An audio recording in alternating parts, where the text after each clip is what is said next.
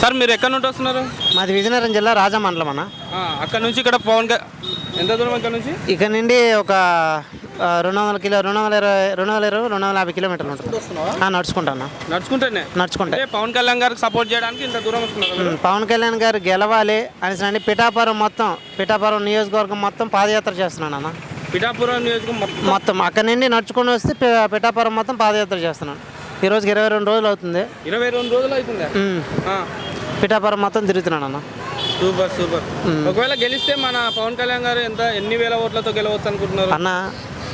ఒక 50,000 దాటే గెలుస్తాడన్న. ఎందుకంటే ఇప్పుడు కూడా అంటే మనం ఓటేసేదాకా మనం మ్యాక్సిమం 50,000 దాటానన్న. 50,000 లోపు అయితే లేదు. ఎందుకంటే ఇప్పుడు వైసీపీ వాళ్ళు కూడా చాలామంది కూడా జాయిన్ అయిపోతున్నారు అన్న జనసేనలో. అర్థమైపోయిందన్న, కూటమి పార్టీ గెలుస్తుంది పైన. ఇక్కడ పిఠాపురంలో వన్ సైడ్ పవన్ కళ్యాణ్ గారు గెలుపుకి దగ్గరలో ఉన్నారు.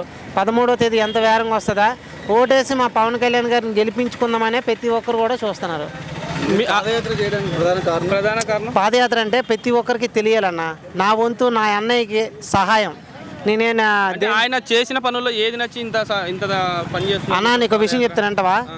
అతను మంచోడు అని చెప్పడానికి ఇంతకన్నా ఇది కాదు. కానీ ఈరోజు నేను అంబేద్కర్ ఎలాగుంటాడో నాకు తెలీదు, ఒక భగత్ సింగ్ ఎలాగుంటాడో తెలీదు. నాకు తెలిసిన అంబేద్కర్, భగత్ సింగ్ మా అన్నయ్య పవన్ కళ్యాణ్ గారే. ఎందుకంటే అతను సొంతలో ఈరోజు నువ్వు ఒక 100 రూపాయలు ఇవ్వాలంటే 33 సార్లు ఆలోచిస్తావు. కష్టపడిన డబ్బులు ప్రజల కోసం ఖర్చు పెట్టి, రైతుల కోసం ఖర్చు పెట్టి ఈరోజు ఎన్నో కోట్లు నష్టాల్లో ఉన్న ఆ అప్పుల్లో ఉన్నా కూడా పార్టీని నడిపిస్తాను అన్న. అందుకని అతను అంటే మాకు గౌరవము. అతని గురించి మాట్లాడే అర్హత ఎవరికి కూడా లేదు. ఈ మధ్యన రాజేష్ మహాసేన ఏదో పార్టీ మారాడని అంటారు. కానీ పవన్ కళ్యాణ్ గారి గురించి ఏ తప్పు ఎంచుతాడో ఎంచమనండి. నేను డిబేట్కి వస్తాను. నేను ఒక అన్ఎడ్యుకేటెడ్ పర్సన్. పవన్ కళ్యాణ్ గారు ఈ దళితులకి అన్యాయం చేశాడు ఈ పదవిలో ఉండి అని చెప్పమనండి. రాజేష్ మహాసేన అనే అన్న డబ్బుల కోసము ఆ పార్టీ ఈ పార్టీ దళితులు చేస్తాంట రాజేష్ మహాసేన. మరి అది పవన్ మరి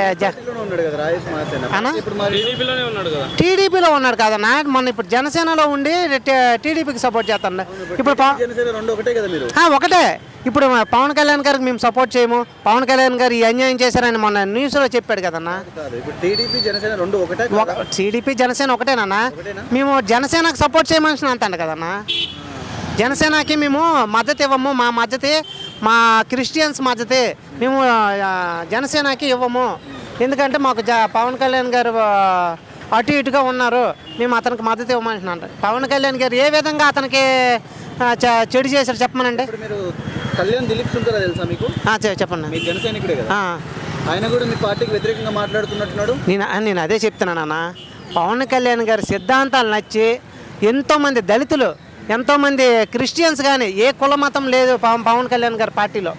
ఈరోజు వాళ్ళ పార్టీల కోసం, వాళ్ళ డబ్బుల కోసం, వాళ్ళ పదవుల కోసము దళితుల్ని, క్రిస్టియన్స్ని వీళ్ళు రెచ్చగొడుతున్నారు తప్ప ఒక పవన్ కళ్యాణ్ అనే వ్యక్తికి ఈరోజు రాజేష్ మహాసేనకి కుక్కను కొట్టినట్టు కొట్టారు వైసీపీ వాళ్ళు ఎక్కడ రాజమండ్రిలో. దళితుడే కదా. మరి దళితుడిని మనకెందుకని నేను పవన్ కళ్యాణ్ గారు ఊరుకుంటే ఆ రోజు జన సైనికులు పెట్టి దగ్గరుండి రక్షించాడు. అతనే చెప్పాడు టీవీలోన, మా జన సైనికులు లేకపోతే ఈరోజు నాకు కాలు చేయి తీసిద్దని. ఈరోజు అలాంటి వాడిని మరి ఈరోజు విమర్శించే అంత స్థాయికి వెళ్ళిపోండి అంతే. మరి అతని గురించి మనం చెప్పుకోవాల్సిందే అన్న. టీడీపీ అయినా కూటమైనా, టీడీపీ అయితే జనసేన అయితే. ఇప్పుడు జనసేనకు సపోర్ట్ చేయమంటే అంటే ఇప్పుడు 2 పార్టీలు ఎడగొడుతున్నట్టుగా కదా. అలాంటి వాడు మాటలు అసలు నమ్మరని మన చంద్రబాబు నాయుడు గారిని నేను నమ్ముతాను. ఎందుకంటే అలాంటి వాళ్ళని పట్టించుకున్నంత ఇది కాదు. పవన్ కళ్యాణ్ గెలిస్తే ఏ పోస్ట్ వస్తుంది అనుకుంటారు? పవన్ కళ్యాణ్ నేనైతే హోంశాఖ వస్తుంది అనుకుంటున్నాను.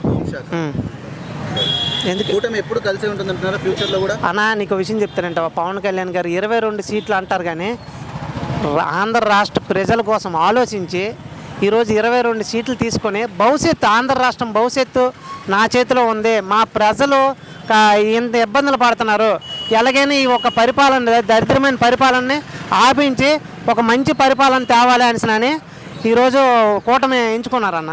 ఒకవేళ సింగిల్గా వస్తే ఆ పరిపాలన నుంచి విముక్తి చేయలేకపోయేవాడా? అన్న సింగిల్గా అంటే 2019లో మనం చూసామన్న ఒక నిజాయితీ ఇప్పుడు ఈరోజు చెప్తానన్న, ఒక గాంధీజీ గారు ఈరోజు నిలబడినా కూడా గెలవలేరు, ఒక అంబేద్కర్ గారు ఈరోజు నిలిచినా కూడా గెలవలేరు. ఎందుకంటే ప్రజల్లో అవినీతి అలాగ ఉంది. ఈరోజు ఏంటంటే ప్రజల్లో ఉందా నాయకుల్లో ఉందా? నాయకుల్లోనూ ఉంది, ప్రజల్లోనూ ఉంది. డబ్బులు తీసుకోకుండా ఓటేయమని నేను ఓటేయలేను. డబ్బులు తీసుకొని ఓటేస్తాను. నాలో నా అవినీతి ఉన్నప్పుడు వాళ్ళు అవినీతే చేస్తారు. అలాంటప్పుడు అతని సొంత డబ్బులతోనే ప్రజలకు ఎవరికన్నా ఖర్చు పెడతా చెప్పన్నా, నువ్వు నాకు ఒక 1000 రూపాయలు ఇవ్వనా, నువ్వు 33 సార్లు ఆలోచిస్తావు దొంగ దోపిడీ అని. ఎన్నో కోట్లు పాపం కష్టపడి పిల్లల కోసం దాచుకున్న డబ్బులు కానీ ఒక నిజాయితీ పరుణ్ణి ఇంతలాగా ఎన్నుకోండి అని చెప్పడానికి ఎంత కష్టపడాల్సి వస్తుంది అనేసి నేనైతే అనుకోలేదన్న. జై జగన్. కష్టంతో ఎన్ని ఓట్లు వస్తాయనుకుంటున్నారు పవన్ కళ్యాణ్ అన్న? నేను 50,000 దాటుతాయి అనేసి నేను అనుకుంటున్నాను. నీ ద్వారా ఎన్ని ఓట్లు వేయించగలను? నా నిండి ఒక్క ఓటు గెలుపుకైనా ఓటమికైనా ఒక్క ఓటు చాలన్నా. నా నిండి అయితే ఒక 2,000 3,000 ఓట్లు మారుతాయని నేను అనుకుంటున్నాను. ఎందుకంటే నేను ప్రతి గ్రామానికి వెళ్ళాను కాబట్టి చిన్నల నుండి పెద్దవాళ్ళ వరకు ప్రతి ఒక్కరికి నేను చెప్పాల్సింది చెప్పాను. ఈ ఆంధ్రప్రదేశ్ కోసం ఇంత అభివృద్ధి కోసం ఈ కళ్ళడం జరిగింది, మీరు పవన్ కళ్యాణ్ గారు గెలిపించండి అనేసి.